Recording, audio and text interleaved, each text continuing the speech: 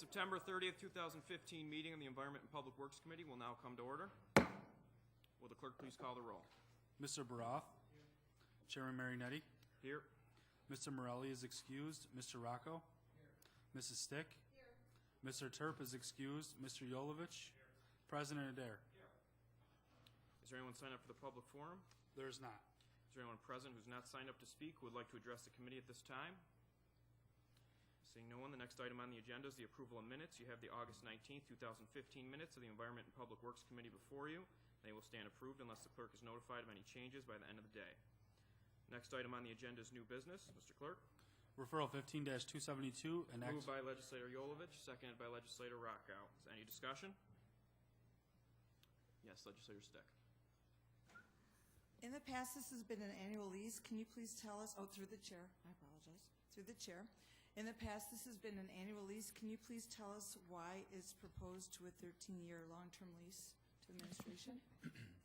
Through you, Mr. Chairman, the previous arrangement was through a license agreement, a one-year license agreement, and we wanted to make this more permanent, in large part because of the success of the Eco Park, but also it provides us with cost avoidance from having to build a new facility. So this gives us the opportunity to be at the Eco Park on Avian Drive for 13 years. Any further discussion? Seeing none, all those in favor, please signify by saying aye. Aye. Any opposed? Item carries. Next item. Referral 15-274 and Moved by Legislator Rockow, seconded by President Adair. Any discussion? Yes, Legislator Brough. Thank you. Through the chair of the administration, I have a question regarding the offsetting credits that the county and the various districts are going to anticipate from this agreement. Do we have a breakdown of what the county and the different districts will receive from this breakdown, from this the offsetting credits? Through the chair, Justin Roy with Environmental Services. Roughly 60% of the credits will be derived by the Pure Waters districts, and 40% will be derived by the county general fund for the primarily from the site at Gloria Drive. Thank you. And through the chair of the administration, how is this determined?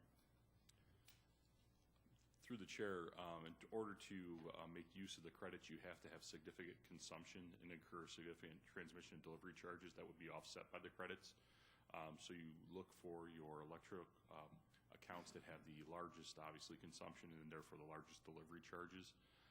Those were determined to be with the Northwest District, the treatment plant, the various large pump stations in the district, and then for the facility for the arrays that are going to be credited to facilities, it's the Civic Center Complex, 691 St. Paul, and I believe that we included the county office building as well. Thank you. And then through the chair of the administration, I understand that there's a rough estimate of 6% for the districts and 40% for the county.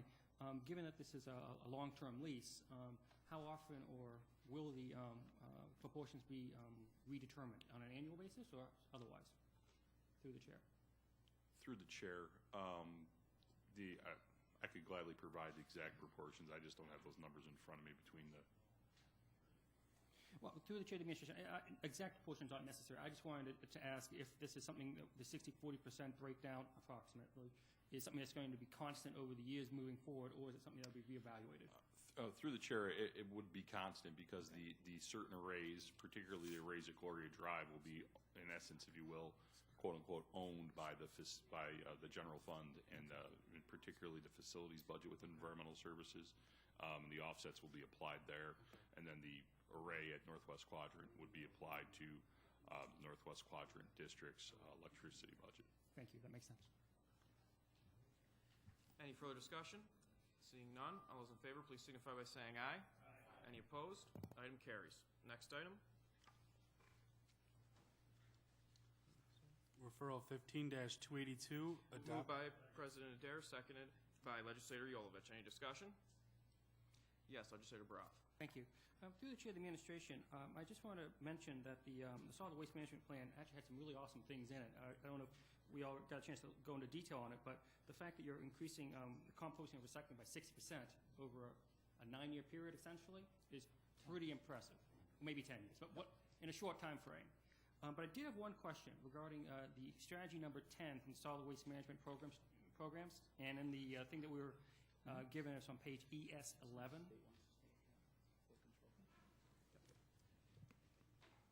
It's a legit question, I swear.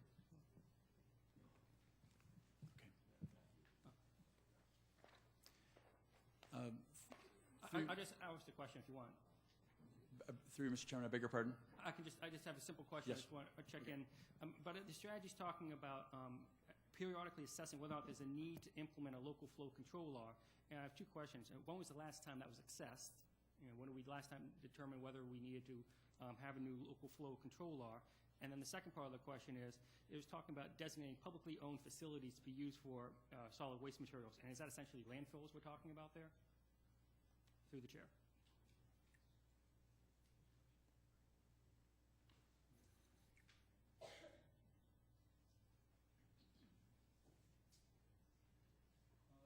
Through you, Mr. Chairman, that was probably assessed back in the early 90s and probably determined not to proceed forward with a flow control. And it could be designated for publicly owned facilities, transfer stations, or landfills. Typically, we've seen flow control, which is not very common, but when it has been implemented, it's typically when municipalities are the sole owner and operator of a particular facility. But because we've privatized the landfill and recycling operation really in the county, it's a free market, if you will, that flow control really wouldn't be a necessary mechanism. But it is something that the state wants its planning units. There's 60 planning units across New York State, and they're looking to see that municipalities are evaluating it periodically. Okay, then through the chair of the administration, since the last time we made such an assessment was in 1990, and presumably we haven't done it now or recently, and what would periodically mean in the next couple years, next 10 years? Through the chair, do we have an assessment of what that would mean since we haven't done it for, I don't know, 25 years? Through you, Mr. Chairman, we have an obligation to implement and report on progress of the plan to the state.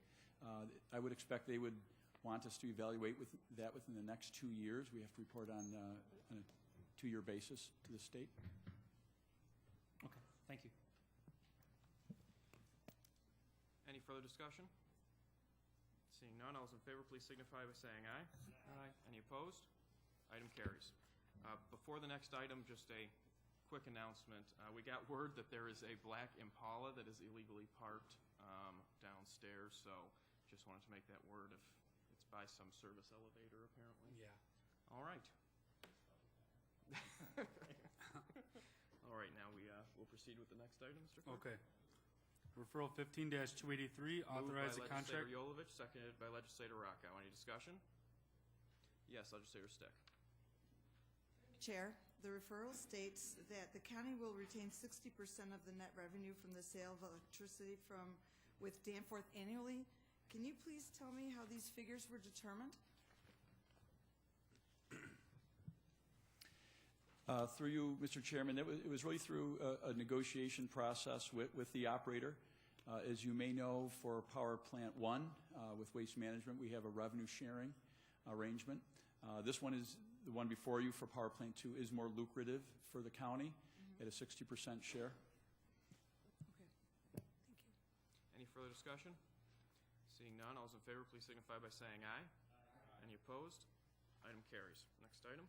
Referral 15-284, Moved by Legislator Rocco, seconded by President Adair. Any discussion? Yes, Legislator Stick. Through the chair to the administration, what was the revenue for the city and the county? What has it been in previous years? And have there been any changes from previous agreements?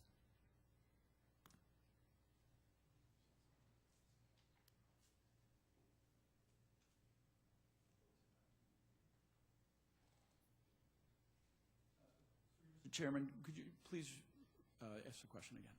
Of course, through the chair to administration, what was the revenue for the city and the county? What has the revenue for the city and the county been in previous years with this intermunicipal agreement? Excuse me.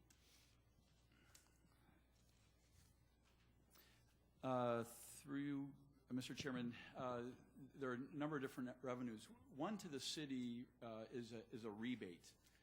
It's a rebate based on their fiber recyclables, and there's a formula within the intermunicipal agreement. We haven't changed that, where the city will receive a rebate based on the value of cardboard, on office paper and newspaper, and that fluctuates pretty significantly.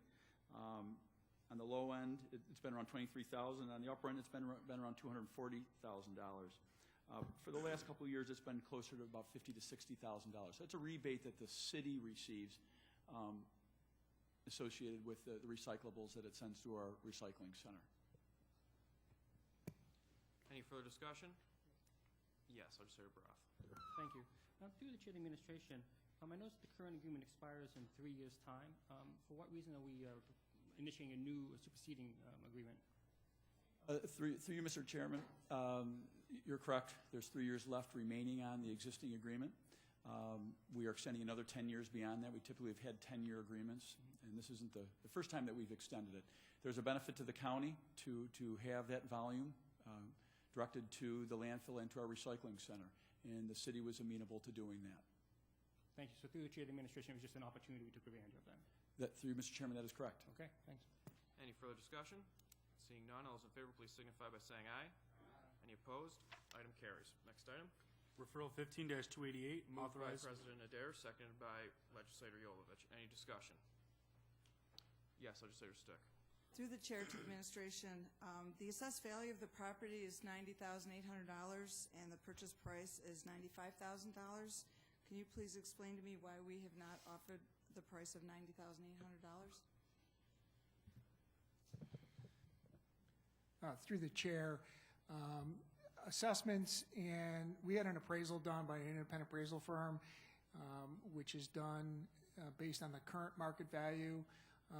The assessment that's on there is currently from values prior to July of 2014. So there are different, snapshots in time. So there's the difference between an assessment and the actual appraised value. Okay, thank you. Yes, Legislator Broth.